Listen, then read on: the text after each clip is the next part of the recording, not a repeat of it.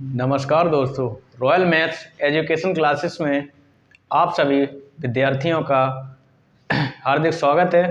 मैं राजीव कुमार आपके लिए ले आया हूँ हिंदी व्याकरण में वर्ड विचार और जो शब्द विचार है वह पूरी तरह से ख़त्म हो चुके हैं। अगर आप लोगों को उनके वीडियो देखने हैं तो इस वीडियो के डिस्क्रिप्शन बॉक्स में उनका लिंक मिल जाएगा, आप लोग वहाँ से वॉच कर सकते हो।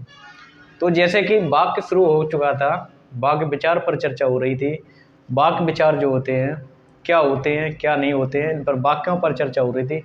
वाक्य तीन प्रकार के बताए थे, तीन प्रकार के रचना के आधार पर वाक्य तीन प्रकार के बताए थे। रचना के आधार और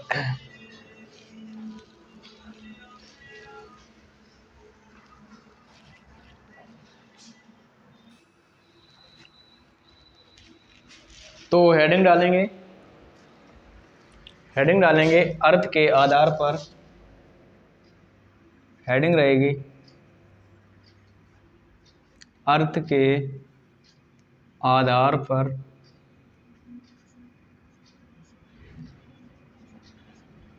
वाक्य के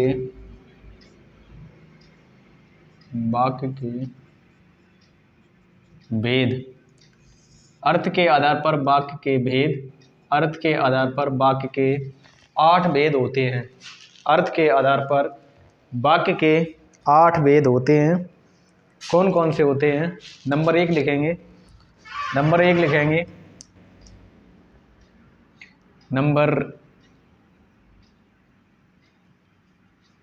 का लिखेंगे। नंबर का रहेगा बिना विधानार्थक वाक्य। नंबर का रहेगा विधानार्थक वाक्य। नंबर का रहेगा संदेहार्थक वाक्य।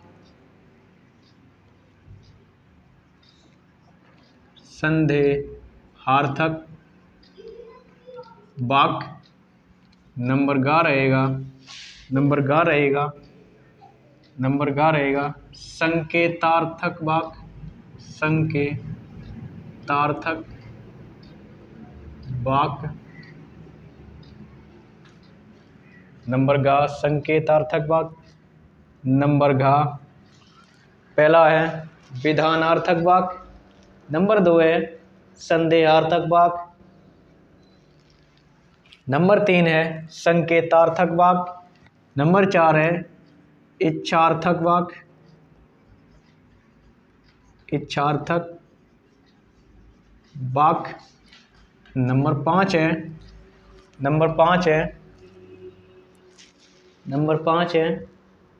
आज्ञार्थक वाक्य। नंबर 5 है आज्ञार्थक वाक्य।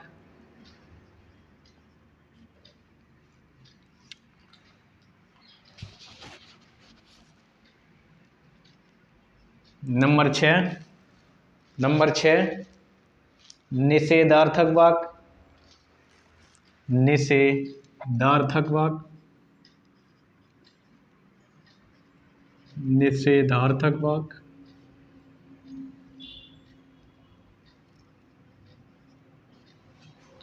नंबर 7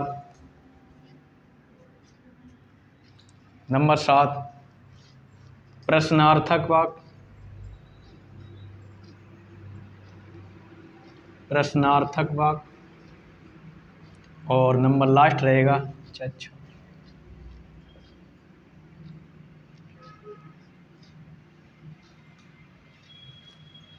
नंबर 8 रहेगा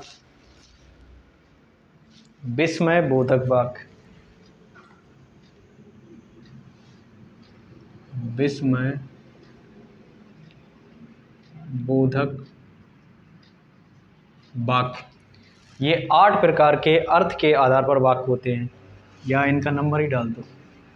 8 प्रकार के अर्थ के आधार पर जो वाक्य होते हैं वह 8 प्रकार के होते हैं। नंबर 1 विधानार्थक वाक्य। नंबर 2 संदेहार्थक वाक्य। नंबर 3 संकेतार्थक वाक्य। नंबर 4 इच्छार्थक वाक्य, नंबर 5 आज्ञार्थक वाक्य, नंबर 6 निषेधार्थक वाक्य, नंबर 7 प्रश्नार्थक वाक्य और नंबर 8 विस्मय बोधक वाक्य। आप लोग नोट कर लें या स्क्रीनशॉट ले लें। अब इनको एक एक करके हम डिटेल से पढ़ेंगे, डिटेल से समझेंगे। तो चलिए, नंबर एक हेडिंग रहेगी विधानार्थक वाक्य। नंबर 1 हेडिंग रहेगी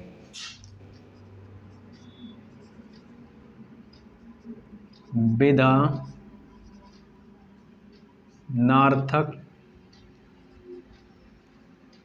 वाक्य। नंबर 1 हेडिंग रहेगी विधानार्थक वाक्य, या हम कह लें इसकी परिभाषा रहेगी, इसकी परिभाषा रहेगी विधानार्थक वाक्य का मतलब होता है विधान के लिए या विधान से। विधानार्थक वाक्य का मतलब होता है वह वाक्य जिसमें क्रिया होती है,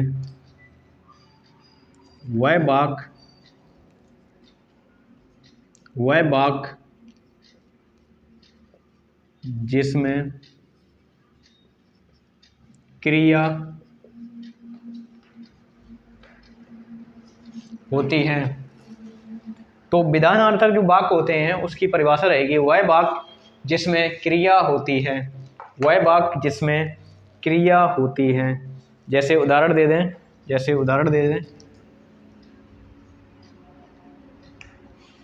गौरव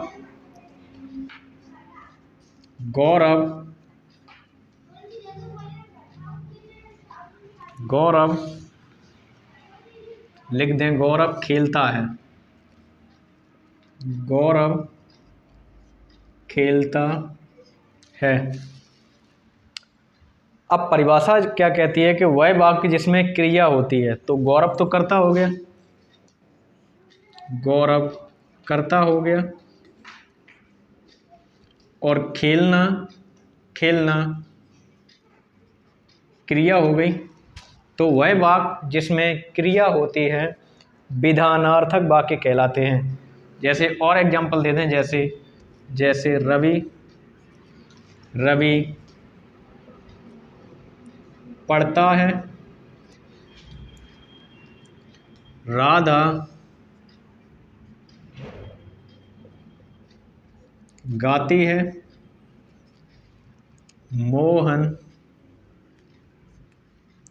मोहन सोता है, राम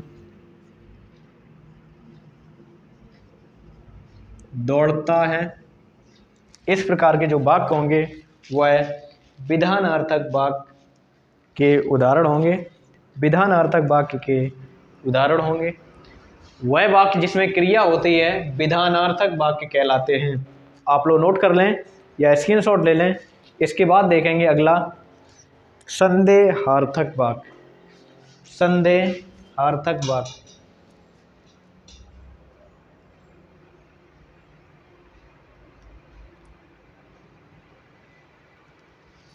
अगला डालेंगे हेडिंग नंबर 2। हेडिंग नंबर 2 रहेगी संदेहार्थक वाक्य। संदेहार्थक का मतलब होता है जिस वाक्य में संशय हो, संदेह, शंका उत्पन्न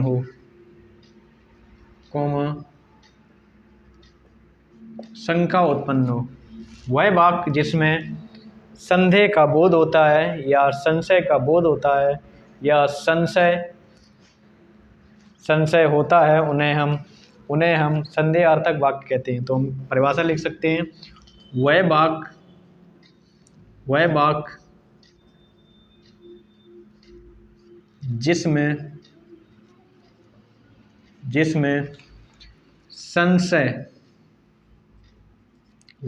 जिसमें संशय या संदेह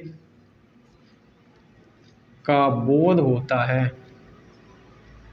बोध होता है, संदेहार्थक वाक्य कहलाते हैं।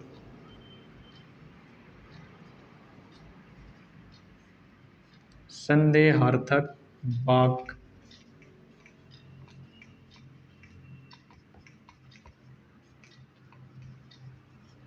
कहलाते हैं। वह वाक्य जिसमें संशय या संदेह का बोध होता है, संदेहार्थक वाक्य कहलाते हैं। तो संदेहार्थक की परिभाषा क्या होगी कि जिसमें संशय या संदेह उत्पन्न होता है, जिसमें संशय, संदेह या शंका उत्पन्न होती है, उन्हें हम संदेहार्थक वाक्य कहते हैं। जैसे उदाहरण देंगे जैसे शायद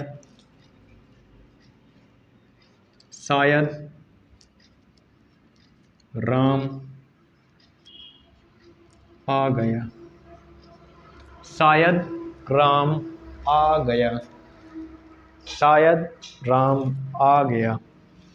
तो जो शायद जो शब्द है वह संशय उत्पन्न करता है, संशय या संदेह उत्पन्न कर रहा है या शंका हो रही है कि राम आ गया है। जैसे अगला दे दें, शायद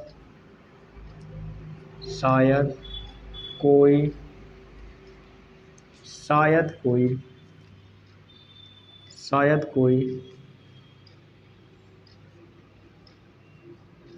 मर गया, शायद कोई मर गया। या हम कह लें शायद आज बारिश होगी। तो जो शायद शब्द है वह बता रहा है कि शायद आज बारिश होगी। या हम कह लें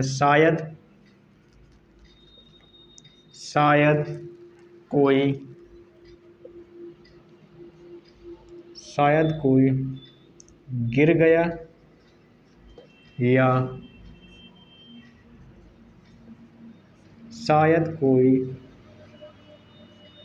हम कह लें शायद कुछ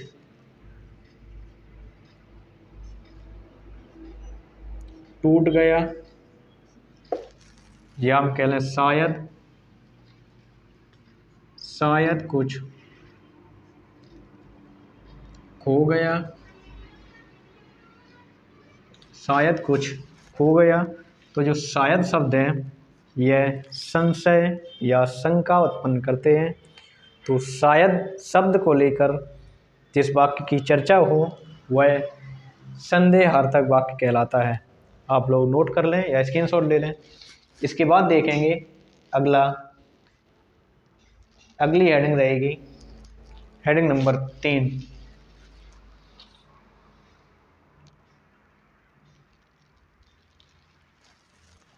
अब देखेंगे हेडिंग नंबर 3।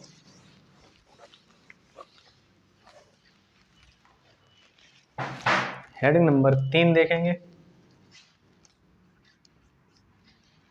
संकेतार्थक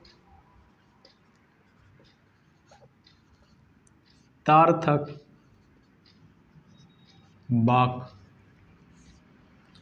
संकेतार्थक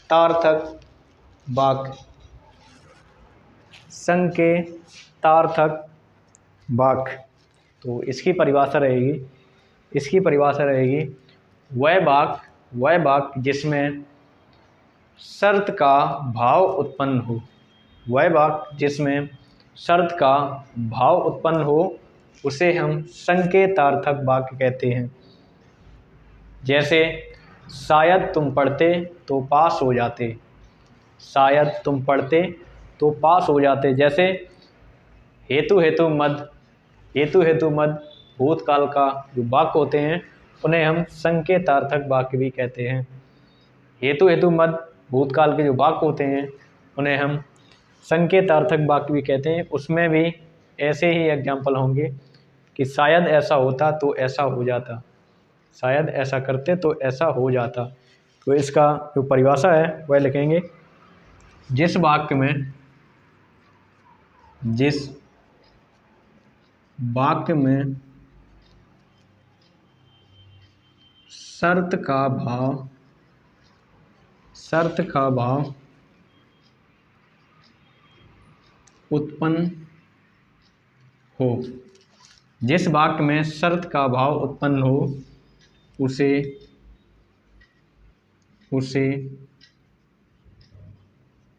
संकेतार्थक वाक्य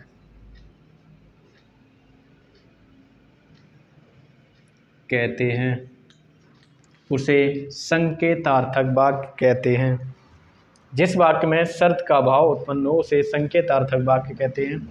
जैसे एग्जाम्पल दे दें, जैसे अगर तुम पढ़ते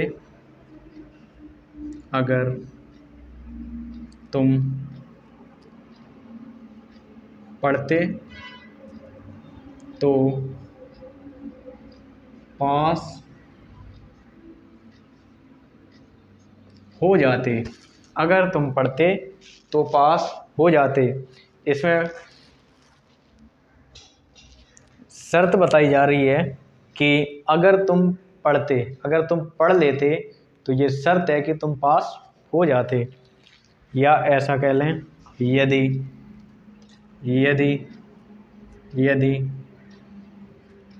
तुम परिश्रम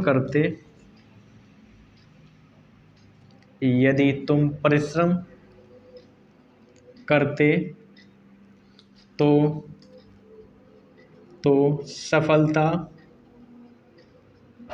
सफलता जरूर मिलती। यदि तुम परिश्रम करते तो सफलता जरूर मिलती। अगर तुम पढ़ते तो पास हो जाते। ये शर्त वाले वाक्य हैं। या कह लें,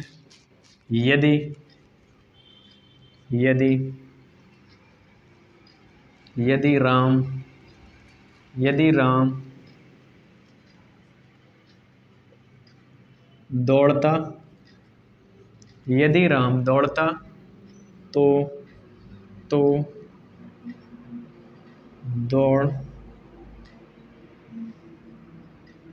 दौड़ जीत जाता।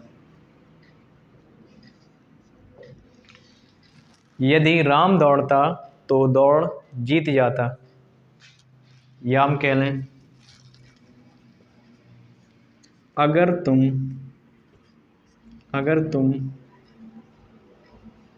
मेरी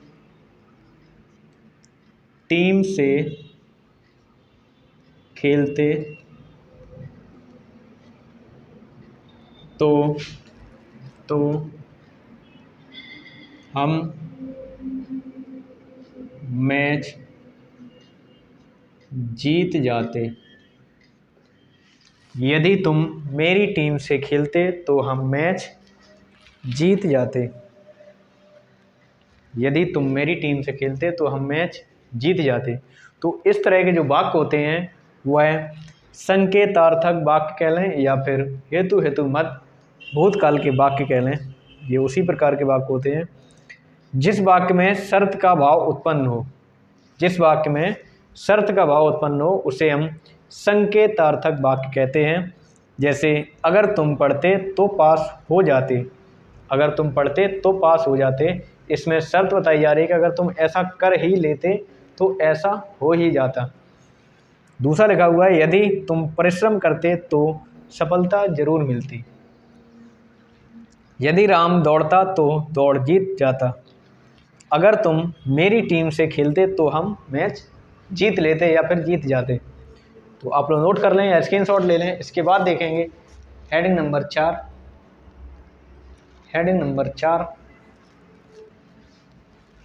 इसके बाद देखेंगे हेडिंग नंबर 4। अगली हेडिंग रहेगी हेडिंग नंबर 4।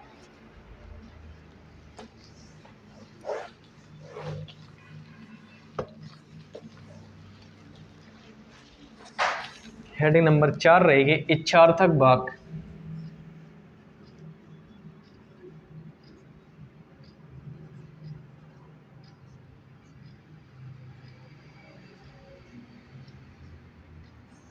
इच्छार्थक वाक्य।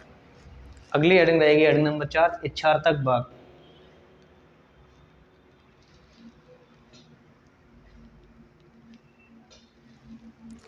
इसकी परिभाषा रहेगी जिस वाक्य में आज्ञा या आदेश का बोध प्रकट हो। जिस वाक्य में आज्ञा या आदेश का बोध प्रकट हो उसे हम इच्छार्थक वाक्य कहते हैं। जैसे हमारी इच्छा है कि हम किसी से कह दें कि दरवाज़ा बंद कर दो। हमारी इच्छा है कि हम किसी से कह दें दरवाज़ा बंद कर दो, तो वह दरवाज़ा बंद कर दे, तो ये इच्छार्थक वाक्य होंगे। या मेरी इच्छा है कि हम ये वीडियो बनाएंगे, तो वीडियो बनेगा, ये इच्छार्थक वाक्य होते हैं। जैसे परिभाषा लिखें, वह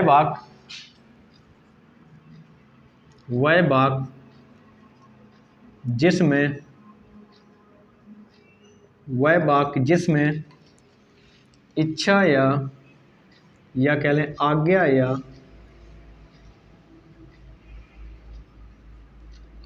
या आदेश का भाव प्रकट हो। वह वाक्य जिसमें आज्ञा या आदेश का भाव प्रकट हो इच्छार्थक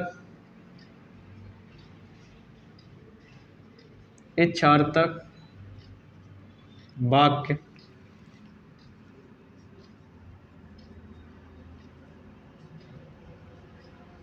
कहलाते हैं। वह वाक्य जिसमें आज्ञा या आदेश का भाव प्रकट हो इच्छार्थक वाक्य कहलाते हैं। जैसे उदाहरण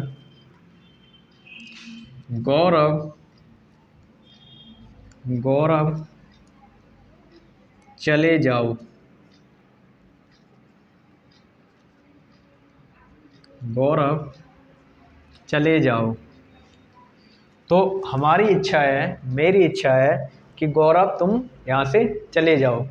तो ऐसे वाक्य होंगे इच्छार्थक वाक्य कहे जाएंगे, या इन्हें आज्ञार्थक वाक्य कह देंगे, या हम कह दें मनीष दरवाजा खोल दो। मनीष दरवाजा खोल दो। या हम कह दें रवि पढ़ लो। रवि पढ़ लो। या हम कह दें मोहन बांसुरी बजा दो। मोहन बांसुरी बजा दो। तो इस प्रकार के जो वाक्य होंगे वह इच्छार्थक या आज्ञार्थक वाक्य कहे जाएंगे। या एक दो एग्जाम्पल और लिख दें, तुम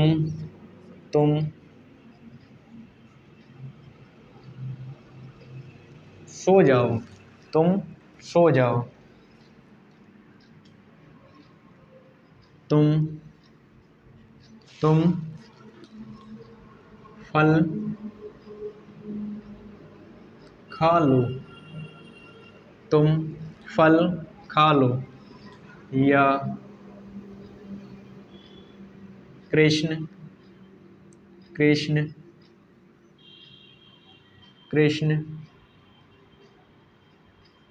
दूध पी लो। कृष्ण दूध पी लो। राधा गाना सुनाओ। राधा गाना सुनाओ।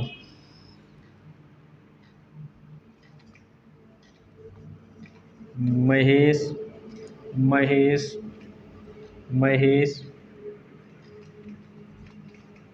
इधर आओ। महेश इधर आओ। तो जो इस प्रकार के वाक्य होंगे इस प्रकार के जो वाक्य होंगे वह इच्छार्थक वाक्य कहे जाएंगे। या हम कहते हैं एक गिलास पानी पिला दीजिए, एक गिलास पानी पिला दीजिए। इच्छार्थक वाक्य की परिभाषा क्या होगी? वह वाक्य जिसमें आज्ञा या आदेश का भाव प्रकट हो, वह वाक्य जिसमें आज्ञा या आदेश का भाव प्रकट हो उन्हें हम इच्छार्थक वाक्य कहते हैं। जैसे गौरव चले जाओ, गौरव चले जाओ, हमारी इच्छा है कि गौरव तुम यहाँ से चले जाओ। मनीष दरवाज़ा खोल दो, हमारी इच्छा है कि दरवाज़ा खोल दो। रवि पढ़ लो, रवि पढ़ लो, ये इच्छा हो रही है कि रवि से कहा जा रहा है, आदेश दिया जा रहा है कि रवि पढ़ लो। मोहन बांसुरी बजा दो, मोहन से आदेश किया गया कि मोहन बांसुरी बजा दो। तुम सो जाओ, हम ये कह सकते हैं अपनी इच्छा से कि तुम सो जाओ। तुम फल खा लो। कृष्ण दूध पी लो, कृष्ण से बोला जा रहा है कि कृष्ण दूध पी लो। राधा गाना सुनाओ, हमारी इच्छा है गाना सुनने की, हम राधा से ऑर्डर करेंगे, राधा से बोलेंगे कि राधा गाना सुनाओ। महेश इधर आओ। तो इस प्रकार के जो वाक्य होंगे वह इच्छार्थक वाक्य होंगे। तो मित्रों, आज हमने इस वीडियो में 4 वाक्यों पर चर्चा की है। नंबर 1 विधानार्थक वाक्य। पहली बात तो ये जो वाक्य होते हैं वह अर्थ के आधार पर वाक्यों के 8 भेद माने जाते हैं। नंबर 1 विधानार्थक वाक्य, जिस वाक्य में क्रिया होती है उन्हें हम विधानार्थक वाक्य कहते हैं। संदेहार्थक वाक्य, जिस वाक्य में संशय या संदेह का बोध उत्पन्न हो उन्हें हम संदेहार्थक वाक्य कहते हैं। संकेतार्थक वाक्य, संकेतार्थक वाक्य, जिन वाक्यों में शर्त की बात की जा रही हो, जिन वाक्यों में शर्त की बात हो रही हो कि अगर तुम ऐसा कर लेते तो तुम्हारे साथ ऐसा हो जाता। और नंबर 4 लिखा हुआ है इच्छार्थक वाक्य, वह वाक्य जिसमें आज्ञा या आदेश का बोध या भाव प्रकट हो उन्हें हम इच्छार्थक वाक्य कहते हैं। आप लोग नोट कर लें या स्क्रीनशॉट ले लें। तो मित्रों, आज के इस वीडियो में आज के लिए इतना ही। मिलते हैं अगली वीडियो में। तब तक के लिए आप जैसे काल हुए, सर्वनाम हुए, क्रिया हुई, या हम कह लें वर्णमाला हुई, या हम कह लें संधि हुई, इनके वीडियो जो अपलोड किए जा चुके हैं, आप लोग इस वीडियो के डिस्क्रिप्शन बॉक्स में उनका लिंक देखकर उन्हें वॉच कर सकते हैं और उन्हें ज़्यादा से ज़्यादा अपने भाई या मित्रों को शेयर भी कर सकते हैं। तो आज के लिए इतना ही। मिलते हैं अगली वीडियो में, तब तक के लिए नमस्कार।